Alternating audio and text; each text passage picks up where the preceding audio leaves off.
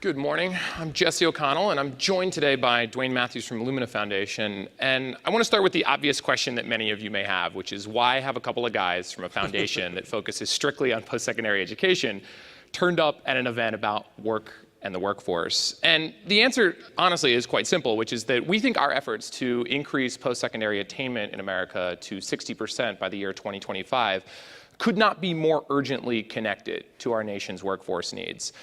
The Georgetown Center on Education and the Workforce, and I'm sure many of you in this room know this statistic, but they tell us that by the end of the decade, 2/3 of the jobs in this country will require some form of post-secondary credential.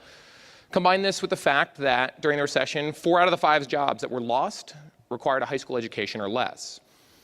Employers now more than ever need employees with specialized skills and training, yet they're struggling to find them. 40% of employers report that they have trouble filling jobs.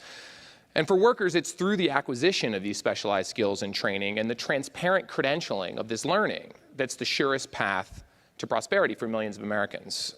So, Dewayne, let's talk a little bit about the scale of economic transformation that's occurred here in recent years in the United States and how that's driving the necessity of our post-secondary attainment goals. I think one of the messages that I think we really need to understand is that this is not about the future, that this transformation has already taken place and is continuing at the present time. To break down this Georgetown University data from Tony Carnevale and his colleagues at Georgetown, it's really quite remarkable.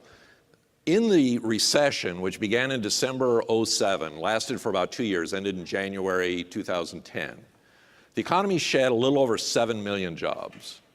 5.6 million of those 7 million were for people with a high school education or less. For people with some college or an associate degree, the economy shed 1.7 million jobs. Here's an interesting trivia question. How many jobs did the economy lose during the recession for people with a bachelor's education or above? The answer is the economy added 187,000 jobs for people with a college education during the recession. This is not the headline you see in the New York Times. This is not the perception that people have about what happened to jobs for college graduates. What happened during the recovery? They just recently updated this data, starting with this 2010 data, continuing through April of 2016, so it's very recent data. Since that time, there's been a recovery of about 8.5 million additional jobs added to the economy from the end of the recession. About 5.5 million of those have gone to people with a bachelor's degree or above. About 3 million have gone to those people with some college or an associate degree. How many jobs have people with a high school education or below gotten back since the recovery began? 80,000. Right, so in establishing sort of that this is really the critical thing that we're talking about when we discuss the future of work and what we've been talking about here this morning, what do you think are some of the priorities that we need to see in our post-secondary system as we make sure that we're going to meet these workforce needs? Well, let's break it down a little bit. Yeah. So let's start, first of all, with this population, this adult population that we're talking about, these millions of people. There are 65 million Americans between the ages of 25 and 64 who have no post-secondary education.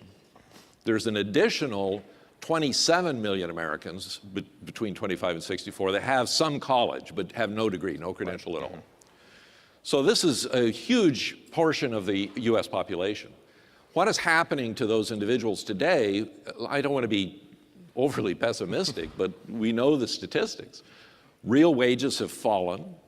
Since the 1990s, real wages for people with a high school education or below have fallen by 1/3. The only people who have real wages growing are people with college education. Those wages are, in fact, going up. And it's even worse than that, of course, because we're talking about the employment statistics. Right.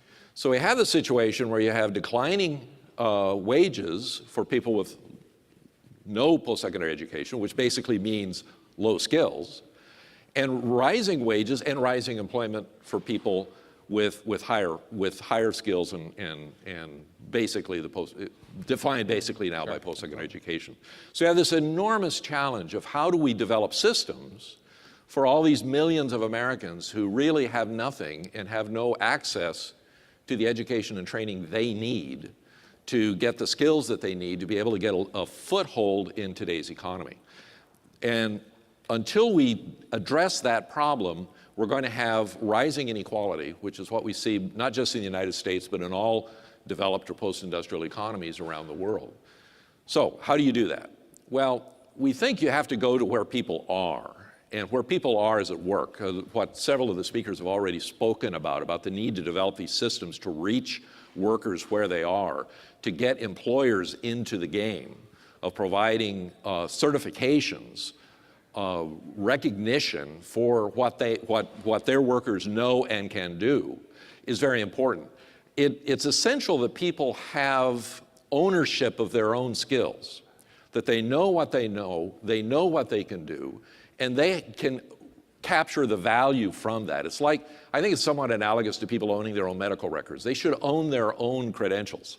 They should know what they know and can do, and they should be able to market that as autonomous individuals in this marketplace to get what they need. So there's a tremendous agenda here around adults, getting people back in college, creating systems where people can have what they know and can do recognized by employers and others. Because it sounds like what we're pointing to is the necessity of this sort of equitable, universal system of post-secondary learning, which I would point out really is putting the emphasis not on higher education, as we've typically talked about it. That's right. We're using the phrase post-secondary education.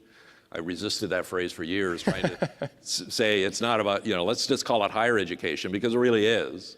But we have these levels. We think, well, there's higher education, and then there's this stuff for other people. The stuff for other people has gone away. Right. And so it really is about something beyond high school. And it's pretty clear when you look at the data that high school simply is not enough anymore. This country made high school the expectation back about a century ago.